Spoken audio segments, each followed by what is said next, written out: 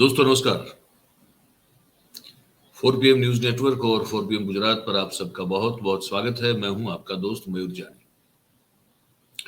मैंने 1-2 दिन या 3 दिन पहले आपको एक जो मणिपुर पर कार्यक्रम किया था, उसमें मैंने आपको ये कहा था कि बीजेपी का ही एक जो एमएलए है मणिपुर से, वो कुकी समुदाय से आता है। उसकी क्या हालत हुई है। भारतीय जनता पार्टी जो रूलिंग पार्टी है, वहां पे सत्तारूढ़ पार्टी है मणिपुर में, उसी पार्टी का एक विधायक को किस तरह से घेरा जाता है, किस तरह से उसके पूरे घर को बर्बाद कर दिया जाता है, और उसके साथ साथ ये जो विधायक हैं इसको इलेक्ट्रिक शॉक दिया जाता है, बिजली का शॉक। और वो इस कदर बर्बरतापूर्ण तरीके से दिया जाता है कि वो जो विधायक है वो ऑलमोस्ट पैरालाइज्ड, लकवा मार जाता है, उनको पैरालाइज्ड हो जाते हैं और इलाज करवाने के लिए उनको दिल्ली के अस्पताल में लाया जाता है। मैं फिर से कह रहा हूं, भारतीय जनता पार्टी का विधायक। लेकिन जब दिल्ली इलाज के लिए लाया जाता है तो बताया जा रहा है कि भारतीय जनता पार्टी का एक भी कार्यकर्ता से लेके नेता, या तो भारत का जो उनका जो राष्ट्रीय अध्यक्ष हैं नड्डा साहब, कोई जो है उसकी सूद बूझ पूछने के लिए कोई अब तक गया नहीं है, ये बताया जा रहा है। तो स्वाति मालीवाल गई वहां पे, वो दिल्ली की, वैसे ये तो महिलाओं का मामला तो था नहीं, लेकिन ये भी हम समझते हैं कि राजनीतिक पार्टी जो होती है वो और उनके जो नेता होते हैं, अगर वो अपने विरोधी की कुछ, अगर ऐसी कोई चाबी हाथ में आ जाए तो घुमाने के बारे में कभी दूसरी बात सोचते नहीं, घुमा देते हैं, तो ठीक है। लेकिन मुझे उसमें रुचि नहीं है कि स्वाति मालीवाल ने जाके उससे बातचीत की। मुझे रुचि उसमें है कि वो जो इलेक्ट्रिक शॉक खा के लकवाग्रस्त ऑलमोस्ट होके बड़ी मुश्किल से जिसकी जान बची है, वो जो विधायक है भारतीय जनता पार्टी का, वो कह क्या रहा है, मुझे उस बात में रुचि।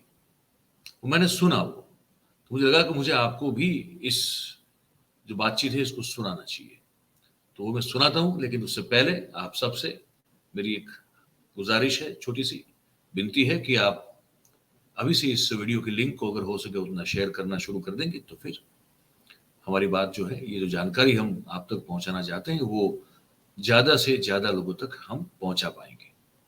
तो ये जरूर करें, वीडियो की लिंक को अभी से शेयर कर दें।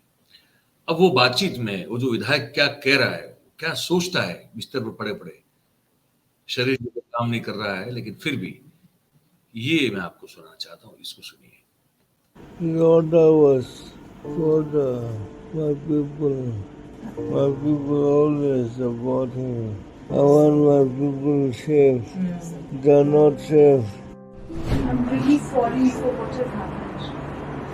I'm the chairperson of the Delhi Commission for Women. I went to Chura Chandpur and I met various others. What happened to you is completely unforgivable. How are you feeling now?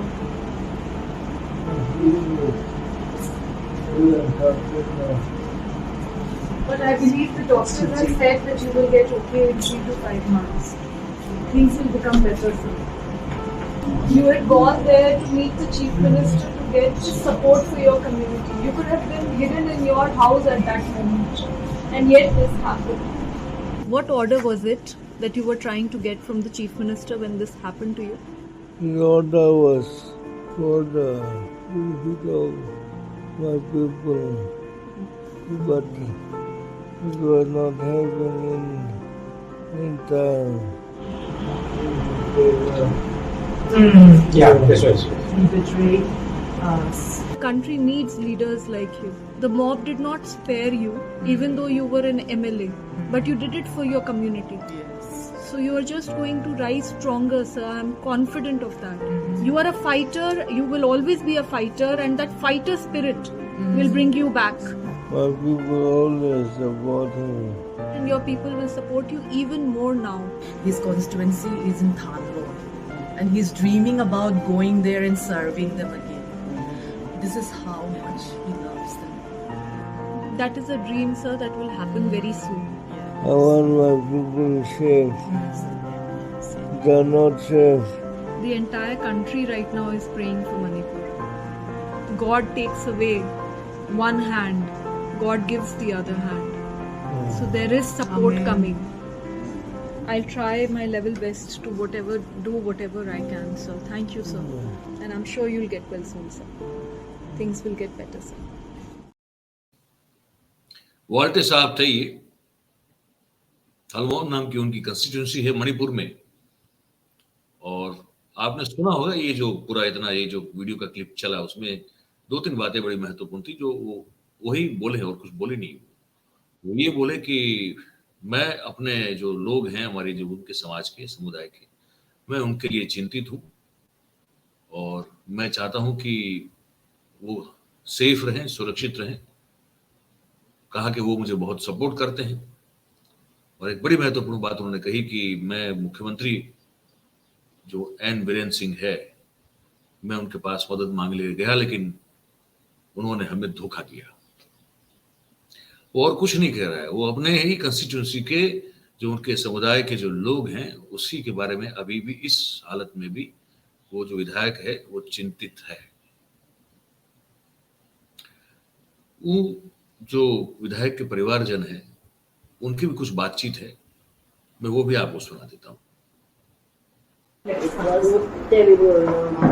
The morning, the mob was here and there. They spoiled all the properties and they burned houses. At the night, my husband also, we do not sleep at all on that night. Many people are there in the house, calling to the phone. Please send CRPF or security for May morning. At night. Yes. When they finished on everything, Ellen County also there. Another Another mob are running here and there on the road. They stopped them. When they saw my husband, they went out with his driver. Blindfolded. In his pocket there was an order. They took out the order. They gave the telephone to his security, personal security. It seems that they didn't know the situation. Now he's left leg and he's left hand. Otherwise, he can't work. He can't work anything. One said to his personal security, run and go to the police station nearby and report. And when we tried to report there, the police are also busy. They did not do anything. And the driver will come, let's go to the hospital. I asked the doctor and request them if we got my husband. But the doctor replied, no, I'm so sorry, you will not be able to get him. He's already hospital very short. If we look at his head, his neck, and his cheeks also. Has the Chief Minister met him? No, he didn't. Imagine that you were the MLA, still it happened. And you were living also in the posh areas, and you must have had a reputation in the society. Yet it happened.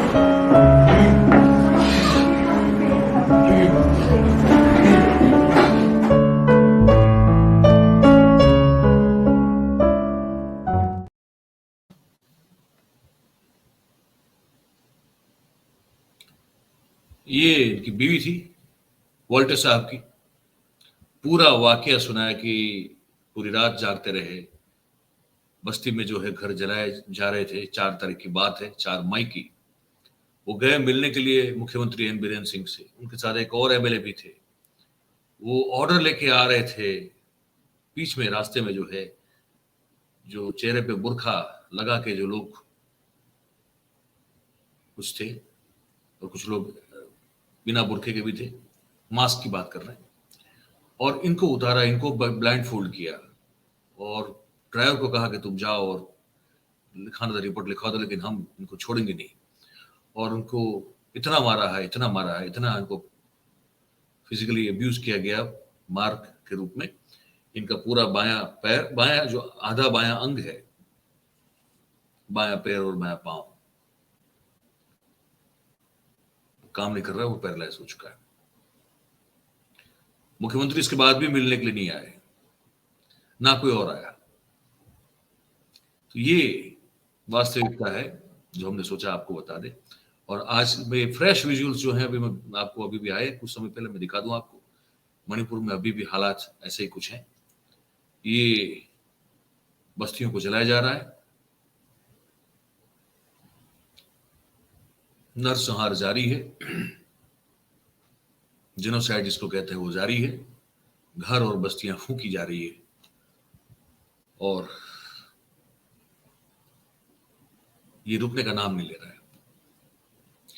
इससे प्रधानमंत्री जी या Bharatiya Janata party में किसी और की चेतना जागे या ना जागे, लेकिन बिहार के इनके एक हैं विनोद शर्मा जी, प्रवक्ता हुआ करते थे, उनकी आत्मा जाग गई तो उन्होंने कुछ ये कह दिया और ये कर दिया। देश मणिपुर में जो घटना घटी है, जिस तरह से हमारी बहन बेटी और पूर्ण नग्न करके गुप्तांगों के साथ खिलवाड़ किया गया, जुलूस के शक्ल में पूरे विश्व में ऐसी घटना नहीं हुई है। उसके बाद भी हमारे आदरणीय प्रधानमंत्री जी सोए हुए हैं, उनको हिम्मत नहीं है कि मुख्यमंत्री वीरेंद्र सिंह को बर्खास्त करें। हमारे आदरणीय चीफ जस्टिस ने भी उन्हें संकेत दिया, उनको भी बोलना पड़ा कि मैं कार्रवाई करूंगा, उसके बाद भी कार्रवाई करने के लिए वो हिम्मत नहीं जुटा पा रहे हैं। इससे शर्म की बात क्या होगी। भाजपा बेटी बचाओ और नारी सुरक्षा की बात करती है, हिंदू राष्ट्र की बात करती है, हिंदू सनातन की बात, राष्ट्रीय सनातन धर्म की बात करती है। क्या सनातन धर्म में है कि अपनी बहन बेटियों को सड़कों पर घुमाओ, भारतीय बेटियों को अपमान करो? तो हम इस अपमान को बर्दाश्त नहीं कर पाए और एक मानवता के कारण इसके खिलाफ मैंने आवाज उठाया। क्या आपने पार्टी आला कमान से कोशिश की थी बात करने की इस मुद्दे को लेकर? मैं दिल्ली गया, 5 दिन तक रहा, अभी लौटा हूँ। सबसे संपर्क किया, हमको कहा गया कि आप डिबेट इसके पक्ष में कीजिए। मैं कहा कि इस मुद्दे पर मैं पक्ष में नहीं बोल सकता, मैं नहीं गया। और इस मुद्दे को आने के बाद मैंने निर्णय लिया कि ये लोग कोई सुनने वाला नहीं, ये लोग सत्ता का लोभी है, सत्ता के लिए सारा काम करता है। ये लोग बहन बेटी और देशवासियों के लिए कोई इनको फिक्र नहीं है। कहा कि पार्टी के पक्ष में डिबेट में जाइए। ये करने के लिए, कहने के लिए भी बहुत बड़ी जो है हिम्मत और रीढ़ में जो है ताकत होनी चाहिए, हड्डी बड़ी मजबूत होनी चाहिए। क्योंकि ये तो साफ दिख रहा है कि जो भारतीय जनता पार्टी से जुड़े हुए जो कार्यकर्ता से लेके नेता लोग जो भी हैं, वो सब जानते तो सब है कि क्या गलत हो रहा है, कितना गलत हो रहा है, लेकिन बोलने की हिम्मत नहीं है, एक चूं तक नहीं कर सकते। ऐसी स्थिति में ये विनोद शर्मा जी जैसे व्यक्ति अगर खुल के बोल रहे हैं तो कम से कम इस स्थिति को देखते हुए उनकी प्रशंसा करना बनता है। तो ये है पूरा मामला, हमने आपको बता दिया कि विधायक की हालत, बीजेपी के विधायक की हालत ये है, मुख्यमंत्री का वहां का स्टैंड ये है, विधायक की बात आपको सुनाई, विधायक के परिवार की बात आपको सुनाई, और बीजेपी प्रवक्ता बिहार के जो है वो किस तरह से नाराज हैं अपने पार्टी के रवैये से इस पूरे मणिपुर के घटनाक्रम को लेकर, वो भी हमने आपको सुनाया। आप ये सब बातें सुन के देख के आपको क्या लग रहा है, ये आप हमको जरूर से जो है हमारा नीचे कमेंट बॉक्स है, इसमें लिख के हमको बताइएगा। और बात अगर आपको हमारी सही और अच्छी और सच्ची लगती है तो फिर आप इस कार्यक्रम को लाइक करें। यही एक तरीका है आप हमें और हमारी जो पत्रकारिता है उसको समर्थन करते हैं ये जताने का। तो आप इसको लाइक करें, इसकी लिंक को हो सके उतना शेयर करें। और हमारा जो चैनल है 4PM और पूरा 4PM का जो परिवार है हमारा, 4PM यूपी से लेके गुजरात और बिहार और सब जो है, आप इस सब को जो है जरूर से सब्सक्राइब करें और करवाएं, बस यही आपसे गुजारिश है। आप सब हमारे साथ इस कार्यक्रम में जुड़े, आपका बहुत बहुत धन्यवाद करते हैं। Thank you very much. नमस्कार।